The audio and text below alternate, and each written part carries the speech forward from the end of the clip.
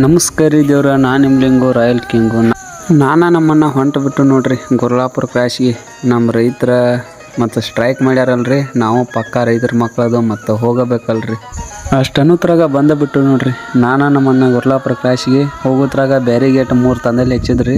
ನಮ್ಮ ರೈತರು ಹಂಗೆ ಬರ್ತೀರಿ ಹೋಗ್ತೀರಿ.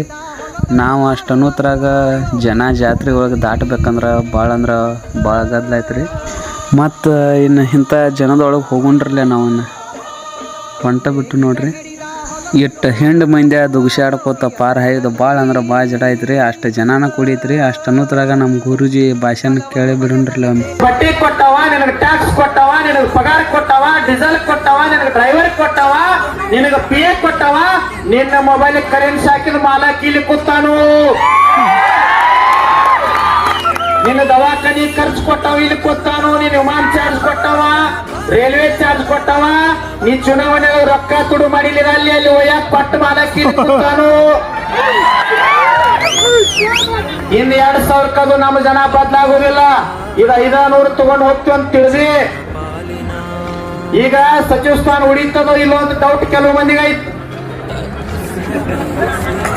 ಡೌಟ್ನಾಗ ಹೋಗಬೇಡ, ಇಲ್ಲಿ ಬಾ, ಗ್ಯಾರಂಟಿ ಆಗ್ತದೆ. ಇವ್ರದ್ದಾದ ಕುನ ನಮ್ಮ ಮಿಂಗಳಗಾಂವ ಅಜ್ಜಾರ್ ಸುಧಾಕ ರೈತರ ಪರ ಹೋರಾಡಕ್ಕೆ ಬಂದಿರ್ರಿ. ಅವರು ಕೂಡ ಭಾಷಣ ಮಾಡ್ಯಾರ್ರಿ. ರೈತಂದ್ರೆ ಬಿಸಿಲು ರೀ, ಗಿಡ ಏನು ಅನ್ನೋದ ಎಲ್ಲಿ ಬೇಕಾದ ಅಲ್ಲಿ ಜನ ಕೂತೈತ್ರಿ. ಅಷ್ಟು ಚಂದ ಸ್ಟ್ರೈಕ್ ಮಾಡತ್ತೈತ್ರಿ. ಅವ್ರನ್ನ ಮೆಚ್ಚಬೇಕ್ರಿ. ಮತ್ತು ಅನ್ನ ದಾಸೋಹ ಸುಧಾಕ ಅದ ಸೇಮ್ ಐತ್ರಿ.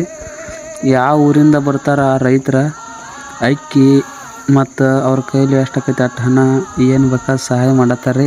ಅವ್ರು ನೋಡಿ ಮೆಚ್ಚಬೇಕ್ರಿ ನಾವು.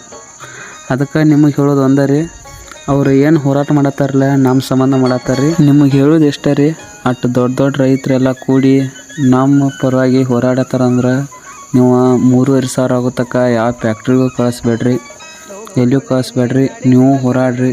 3,500 ಆಗೋತಕ್ಕ ಕಬ್ಬು ಅಂತ ಎಲ್ಲಿಯೂ ಕಳ್ಸಕ್ಕೆ ಹೋಗ್ಬೇಡ್ರಿ. ರಾಜಕಾರಣಿಗಳ ಅವ್ರದ್ದು ಇಲೆಕ್ಷನ್ ಇದ್ದಾಗ ಅಷ್ಟೇ ನಿಮಗೆ ಯಪ್ಪ ಎಣ್ಣ ಅಂತ ಕಾಲು ಬಿದ್ದ ರೊಕ್ಕ ಕೊಟ್ಟ ರಮಿಸ್ತಾರೆ ರೀ. ಅವ ರೊಕ್ಕ ತೊಗೊಂಡಿದ್ದ ಕಾರಣ ನಮಗೀಗ ಹಿಂಗೆ ಆಗತೈತ್ರಿ. ಅದಕ್ಕಾಗಿ ಮುಂದಾದರೂ ಯೋಚನೆ ಮಾಡಿರಿ. ನಮ್ಮಂಥ ರೈತರಿಗೆ ಮನುಷ್ಯತ್ವ ಬಾರಿ, ಕೊಡಾಕು ಆಯ್ತು ತಗೋಕು ಆಯ್ತು ಎಲ್ಲ ಒಂದೇ ರೀತಿ ಇರ್ತಾರೆ ರೀ. ಇಷ್ಟಕ್ಕೆ ನಾನು ಮುಗಿಸ್ತೀನಿ ರೀ ಭಾಷಣ. ಇಷ್ಟ ಆದರೆ ಶೇರ್ ಮಾಡಿರಿ, ಲೈಕ್ ಮಾಡಿರಿ. ಮತ್ತೆ ಸಿಗೋಣ್ರಿ.